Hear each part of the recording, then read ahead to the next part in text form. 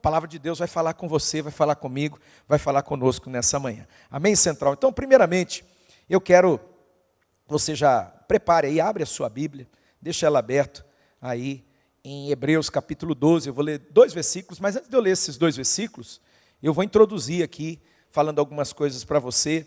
Ah, querido Espírito Santo, prepara mesmo.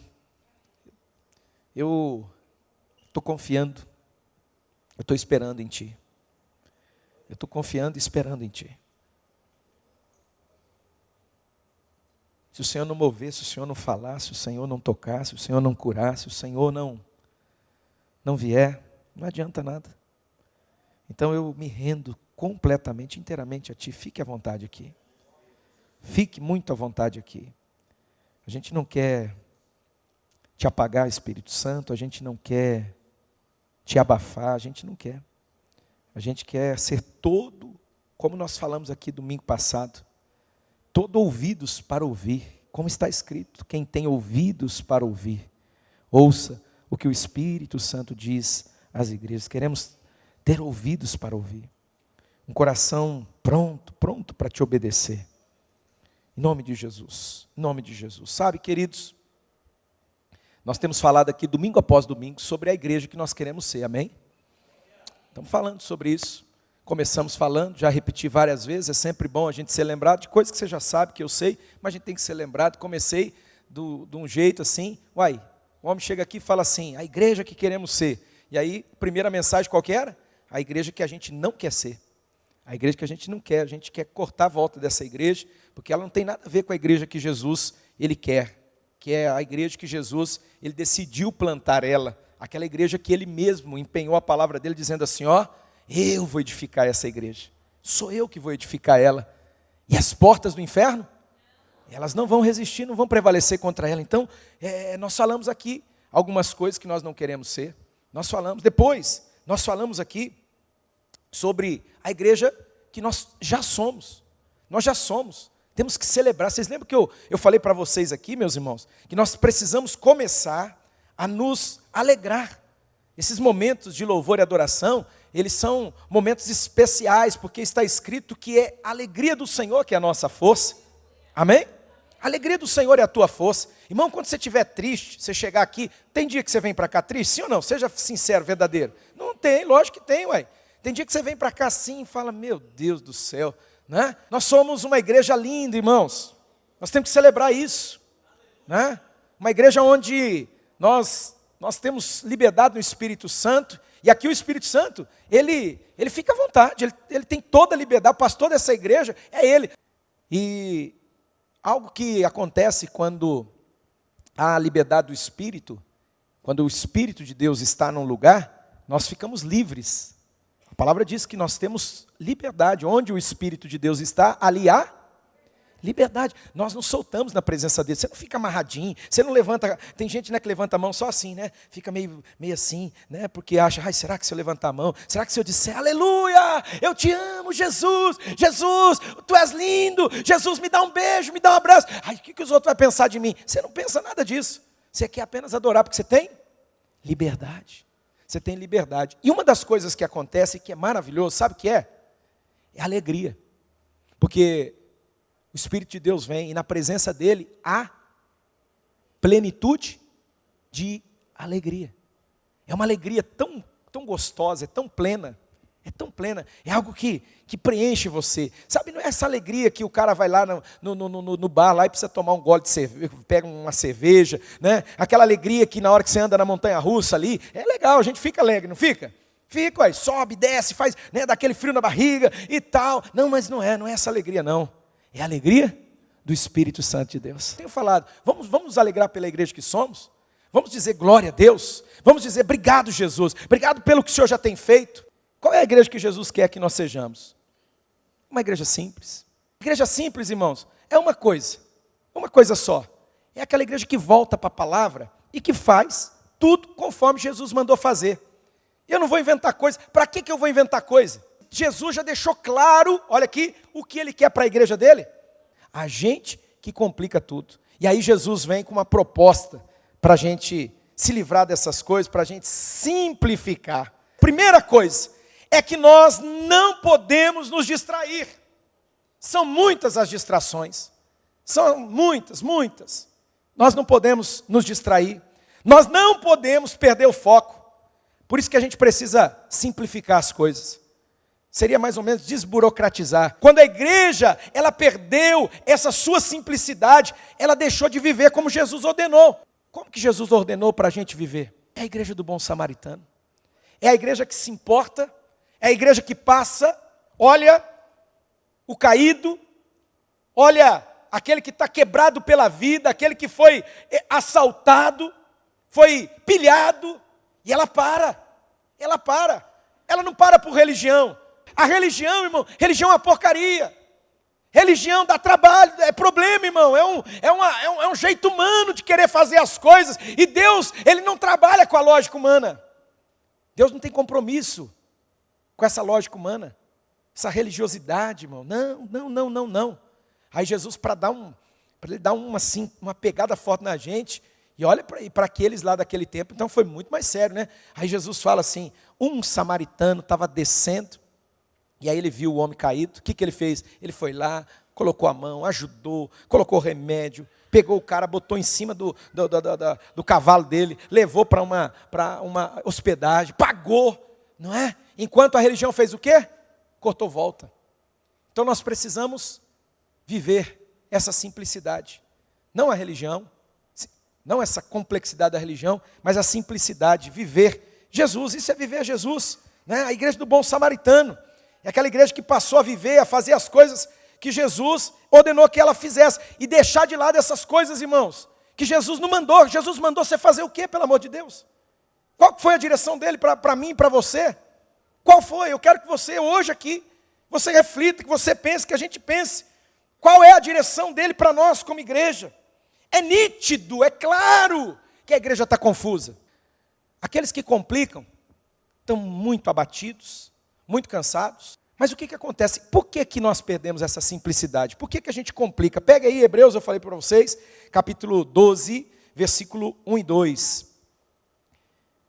Capítulo 12, versículo 1 e 2. Quem que lembra o que está escrito lá? Nós estamos rodeados de uma grande nuvem de testemunhas, está aí, ó. Livremo-nos de tudo o que... Presta atenção, vou dar ênfase aqui. Livremo-nos de tudo o que...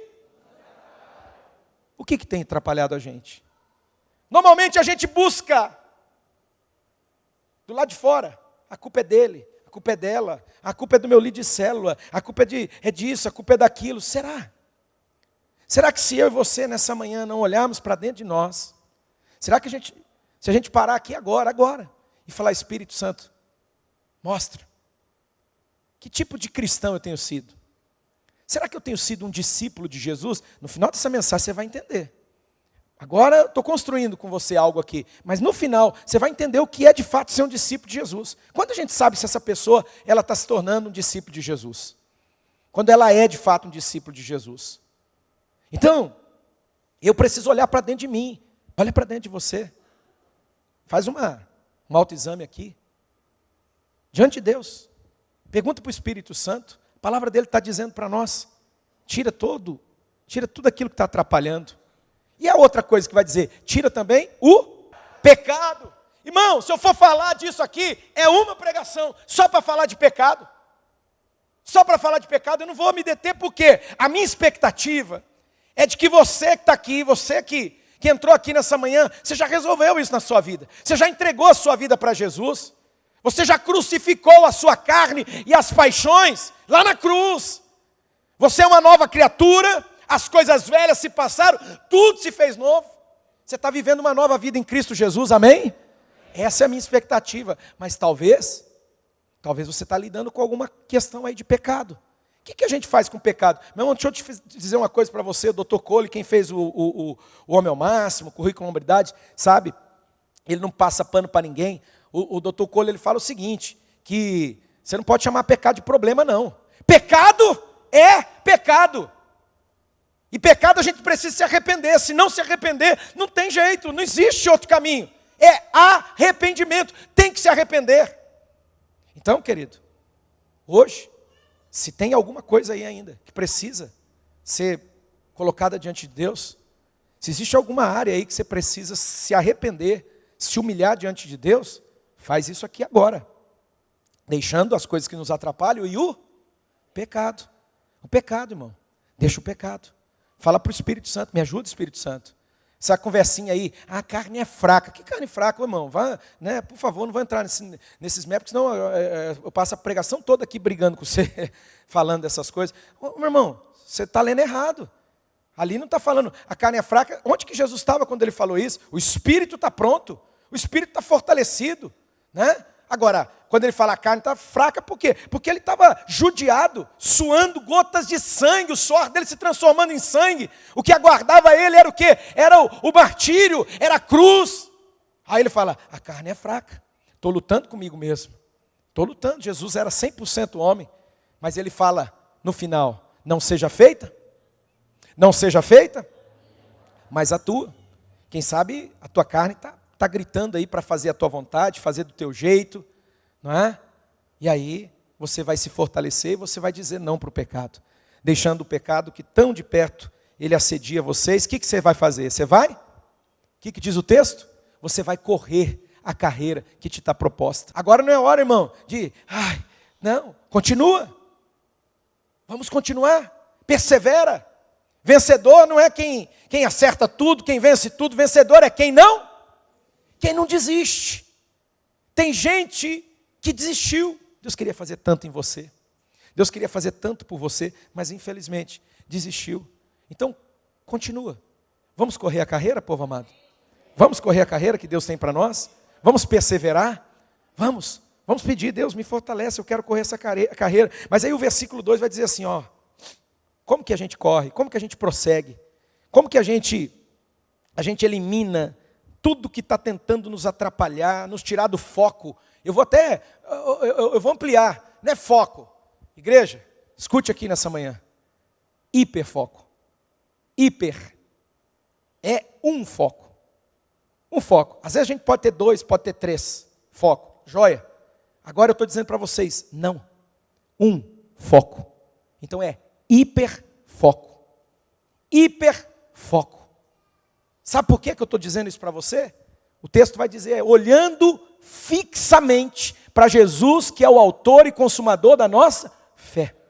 O qual, pelo gozo que lhe estava proposto, suportou a afronta, suportou a vergonha, não é? Eu estou dizendo para você aqui nessa manhã, que nós precisamos como um laser. Como um laser. Você sabe o que é? Quem sabe aqui o que é laser? Laser é luz com foco. É uma intensidade de luz tão grande, só que ela não está dispersa. Ela está toda focada. Aí vira o quê? Vira laser. Vocês já viram o que um laser faz? Vocês já viram o poder de um laser? A capacidade de um laser? Sabe por quê? Porque a luz foi toda focada em um único objetivo. Então, nesse momento, igreja central, ouça o que o Espírito Santo diz à igreja. Vamos ter um único foco. Vamos todos caminhar numa mesma direção. Ao ponto de Gênesis 11, o próprio Deus ouvir, melhor dizendo, o próprio Deus reconhecer. Lê lá, capítulo 11 de Gênesis, o povo é um. O povo fala uma única língua. Aí Deus diz, não tem limites para tudo que eles vão fazer. Unidade. Há poder na unidade. O povo tem que ser um. Uma só direção, irmão. Não tem 2 direções. Nós precisamos ter um foco. Temos que deixar todo embaraço. Segunda coisa que eu preciso falar para você, deixa eu correr aqui. A visão que Deus nos deu, ela é grande demais. A visão que Deus nos deu, ela é muito grande. Olha aqui. Ela é impossível de nós realizarmos ela. A visão de Deus, ela é impossível de nós realizarmos ela. Quem está ouvindo o que eu estou dizendo aqui? A visão de Deus, ela é, diga, muito grande. Fale, por isso, ela é impossível da gente realizar ela. E aí, o que nós vamos fazer, irmãos? Se a visão é grande demais, e ela é impossível da gente realizar ela, como que vai acontecer então? Ainda bem. Ainda bem, sabe por quê? Porque isso é um ótimo sinal. Porque a visão, para ela de fato acontecer, para ela de fato se realizar, ela depende de Deus. Deus é grande e poderoso. Foi Deus, irmão. Deus é um Deus de milagres. Deus é um Deus surpreendente. Deus é um Deus sobrenatural. Sobrenatural. É Ele. A visão, ela é grande.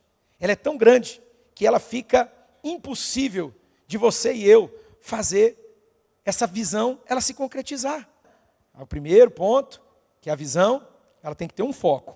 Segundo, a visão de Deus, ela é muito grande e ela tem que depender de Deus, totalmente de Deus. Jesus falou, sem mim vocês não podem fazer nada, não é? E aí, eu convido você, depois você vai ler Hebreus capítulo 11, né? Um capítulo dos heróis da fé.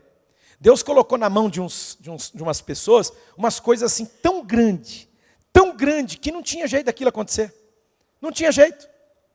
Não tinha. E aí, a única coisa, olha aqui, a única coisa que Deus esperou deles foi fé.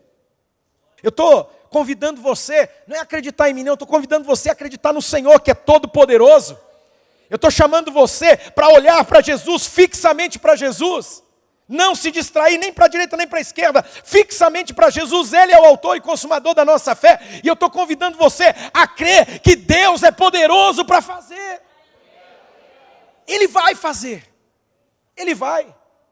Apesar de mim, apesar de você. Humanamente é impossível, mas aquilo que é impossível aos homens é possível para Deus. Se tem alguém que pode, é Deus. E aí, nós chegamos no terceiro e último ponto, que é, escute, o nosso chamado, ele é para fazermos discípulos. O chamado de Deus, a visão de Deus para nós, é fazermos discípulos, porque foi isso que Jesus fez, enquanto Ele esteve aqui. Jesus nos chamou para fazer discípulos, Jesus não disse para eu fazer outra coisa, para você fazer outra coisa, senão fazemos discípulos. E aqui, irmão, está uma chave que eu quero falar com vocês. Como é fácil a gente pegar e começar a fazer coisas que não é para a gente fazer. A não seguir a lista. Sabe? A lista já está lá, está clara. Está clara, irmão. Tem que fazer isso, não tem que fazer aquilo. Mas de repente, sabe o que a gente faz? A gente fala assim, não, mas deixa, eu tenho um jeitinho, eu vou fazer isso aqui porque vai ficar legal. É quando a gente, infelizmente, não é por mal, irmão, mas a gente se perde. Jesus, uma vez, ele, antes de ser entregue para morrer na cruz do Calvário, está lá no Evangelho de João, capítulo 17, Jesus, ele faz uma oração, lá tem umas orações maravilhosas, mas uma das orações que Jesus faz lá, ele diz assim, Senhor, ô Pai, eu concluí a obra que o Senhor me deu. Eu concluí a obra que o Senhor me deu para fazer aqui nessa terra. E eu não perdi nenhum dos discípulos que o Senhor me entregou. Então aqui, ó, eu estou entregando eles para o Senhor. Eu cumpri. Aí eu fico pensando, querido, eu fico comigo aqui pensando, eu sabia que a obra de Jesus ela é muito ampla. Mas Jesus pega agora e resume ela numa coisa. Ele diz, eu fiz a obra que o Senhor me deu para fazer. Está aqui os discípulos que o Senhor me deu. Está aqui. Mas comigo eu sempre falei assim, não, mas Jesus veio para isso, Jesus veio para aquilo, Jesus não veio para morrer na cruz por nós, irmãos? E a gente olha para a cruz e fala, a cruz não, a cruz ela é extremamente especial, porque na cruz Ele paga o preço.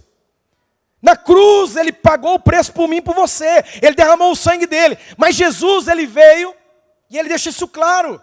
Ali em João capítulo 17, Ele fala, eu completei a obra que o Senhor me deu. Está aqui, os discípulos. Você sabia que Jesus, olha aqui para mim, Ele gastou 80% do tempo dele, 80% ministrando os discípulos? É a lei de Pareto, 80-20. 80-20. Os 20%, irmão, ele fazia uma pregação lá no monte, subia lá no monte. Bem-aventurado, tal. 80% do tempo dele, ele investiu uns homens complicados. Pensa numa turma que dava trabalho. Dava mesmo. O cara que era o cara para ser assim, ponta de lança, ele chamou de demônio, o Pedrão. falei assim, demônio, para trás de mim. Você está cogitando das coisas que não é do céu, você está cogitando das coisas que é daqui da terra, você está confuso, meu filho. Para com isso, rapaz. O diabo está tentando pegar você não está percebendo não? Estou orando por você. O diabo está doido para achar uma ocasião para entrar no teu coração. E eu estou rogando por você, para você não se perder. E era para ser o ponta de lança, Jesus havia escolhido ele. Viviam brigando entre si, quem era melhor, quem era maior. Quem que é o maior? Vai lá, pergunta. Era assim o tempo todo. Jesus gastou 3 anos do ministério dele, ensinando esses caras, treinando esses caras, preparando esses caras para aquilo que estava por vir. Sabe por quê? Porque chegaria o momento onde Jesus não estaria mais aqui. Chegaria o dia onde Jesus, ele voltaria para a glória que ele tinha antes de vir a esse mundo. A Bíblia diz que Jesus morre na cruz, derrama do sangue dele, ressuscita ao 3º dia dentre os mortos. Ele permanece 40 dias aparecendo. Agora pega a sua Bíblia, eu vou encerrar com esse texto. Você conhece demais. Capítulo 28, versículo 17, 18, 19 e 20 do Evangelho segundo Mateus. Capítulo 28, versículo 17, 18, 19 e 20. Jesus vai dizer o seguinte, presta atenção ali, ó. Quando Jesus aparece para eles, ó, quando o viram, o adoraram. Quando o viram, o adoraram. Irmão, você já prestou atenção que tem uma segunda frasezinha ali, uma continuação? O que diz ali?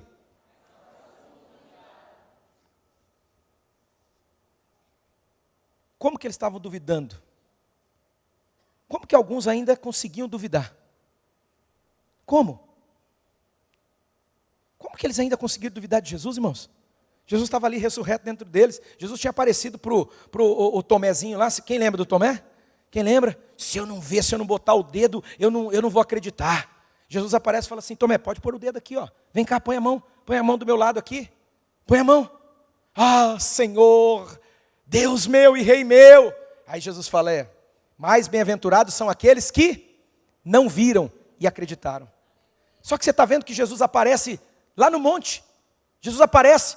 Alguns o adoraram. Alguns que quando viram Jesus, se prostraram, adoraram. Disseram, Jesus maravilhoso, Jesus está vivo. Só que teve alguns que mesmo assim duvidaram. Meu irmão, luta com a sua incredulidade. Eu quero te dar uma palavra aqui nessa manhã. Lute contra a sua incredulidade. Eu vou repetir, talvez você não entendeu ainda o que eu estou te dizendo. Lute contra a sua incredulidade. Não seja incrédulo. Confie em Deus. Olhe para Ele. Olhe firmemente para Ele. Confia, não duvide, creia. Sabe por quê? Ele está te chamando para uma obra muito grande. Ele está te chamando para algo que é muito maior do que você, é muito maior do que eu, é muito maior do que nós. E só é possível porque é Ele que vai à nossa frente. Só vai acontecer porque é Deus que vai fazer. Quem acredita aqui? Não duvide. Não duvide. Talvez você está lutando com você está lutando com as suas emoções, você está lutando com as circunstâncias. Como o pastor Carlos falou aqui. Você olha assim, não tem mais jeito, o que vai fazer? Creia somente. Acredite. Acredite. Quando viram a adorar, mas alguns duvidaram. Versículo 18. Então Jesus aproximou-se deles e disse, todo o poder, toda a autoridade nos céus e na terra foram entregues a mim. Isso tem que te lembrar que o poder é de Jesus. O poder é dele. E eu quero lembrar você aqui nessa manhã que todo o poder pertence a ele. Jesus não tem algum poder, não. Jesus tem todo o poder. É todo, irmão. Todo o poder. A partir de agora, então, vocês vão. Pode ir. Como que nós vamos? Como que você vai? Como que eu vou? Vão, hein? Vão e façam discípulos de todas as nações. Vocês vão fazer discípulos de todas as nações. Aqui, lá, aonde quer que Deus mandar. Aonde você está, irmão? Onde você está? Onde que é o teu trabalho? Onde? Onde você trabalha? Com quem você trabalha? Onde é a tua faculdade? Onde é a tua escola? Na tua família? Tua família já foi liberta? Já foi salva? Está aqui o teu pai? Está aqui tua mãe? Está aqui? Teu irmão? Onde que você vai? Aonde tiver alguém. Aonde tiver alguém que ainda não entregou a sua vida a Jesus. Alguém que ainda não recebeu a Cristo como seu Senhor e Salvador. É lá. É lá que Deus está te mandando. Vá e faça o quê? Faça discípulos. Sabe, meu irmão, o dia que você tiver alguém que você ajudou essa pessoa, você ganhou ela para Cristo, você andou com ela, andou, porque discipulado é vida na vida, discipulado é comer junto, discipulado é chorar junto quando está chorando, e às vezes chora e chora doído, mas também é se alegrar, sabe? Quando o cara tem um filho, quando ele acerta em alguma coisa, quando dá certo, você se alegra com ele, celebra. Isso é discipulado, é uma caminhada, é no caminho. Siga a lista e, desfruta desse caminho. Caminha nele. Não desvia nem para a direita, nem para a esquerda, não. Fica no caminho, desfrute o caminho, faça discípulos. Sofra com essa pessoa, chore com ela, ame ela. Só que deixa eu te contar uma coisa. O dia que essa pessoa, ela começar a fazer a mesma coisa que você tem feito por ela, que você fez por ela, o discipulado deu certo. O dia que o discípulo, ele vai se tornar um discipulador. O dia que o teu discípulo, aquela pessoa, é discípulo de Jesus, né, irmão? Eu não gosto muito desse negócio meu, ninguém é meu, não, imagina, é de Jesus. Mas quem que está cuidando? Porque você vai colocar o DNA de Jesus nele, né? Você tem o DNA de Jesus? Quem tem o DNA de Jesus aqui? Então a gente só transfere aquilo que a gente é. Aí você vai colocar o DNA de Jesus nessa pessoa. Então ela é discípulo de Jesus, mas ao mesmo tempo você é É por isso que é comissão, junto. Missão, junto. A missão é de Jesus, mas você vai. Aí essa pessoa, ela vai começar a fazer a mesma coisa que você. Ela vai vir para você e falar assim: puxa, está me dando trabalho. O que você vai fazer nessa hora? O que você vai fazer? Você vai sorrir e falar assim: vai dar certo, fica firme, continua crendo, vamos orar, Deus vai fazer, não depende de mim nem de você não, depende dele, confia, luta por ele, luta por ela, chora com ele, chora com ela, se alegra com ele, se alegra com ela, continua, não desiste não. Discipulado deu certo, foi o que Jesus fez, irmão. Começou com 12 homens lá em Jerusalém, há 2000 anos atrás. Vai, irmão, vamos levantar daqui. Aqui a gente vem para receber, a gente vem para ser ministrado, para ser abençoado. Vamos levantar daqui, é lá fora. Onde que estão os perdidos? É lá, é para lá que Deus está te chamando. É lá no teu local de trabalho, é onde Deus colocou você, é ali que você vai ser luz. Ser luz aqui dentro, olha esse tanto de luz acesa, ainda tem uns holofotes aqui na frente, irmão. Aqui é fácil, aqui não, né? Aqui a luz está bem clara. Agora tem lugares que são trevas. E é lá que Jesus está chamando você. Fique de pé nessa manhã.